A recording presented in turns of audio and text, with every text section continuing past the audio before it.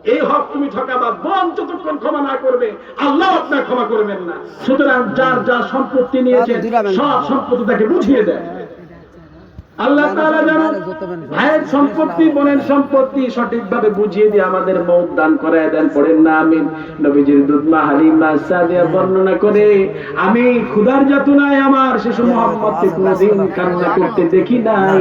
যখনই কেঁদেছেন সতর থেকে কাপড় সরে গেলেই আল্লাহর হাবিব কান্না শুরু করে দিত, আবার সতর ঢেকে দেওয়ার সাথে সাথে বিশ্ব নবীর কান্না বন্ধ হয়ে যেত।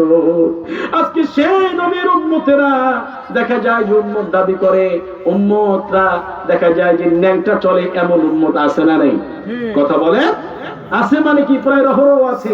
নিজেরা নবীজির উম্মত দাবি করে, অনেক মেয়ে আছে টিকটকের আইডি খুলে নিজের দেহকে দুলিয়ে দুলিয়ে মানুষের মনোরঞ্জন করতেছে।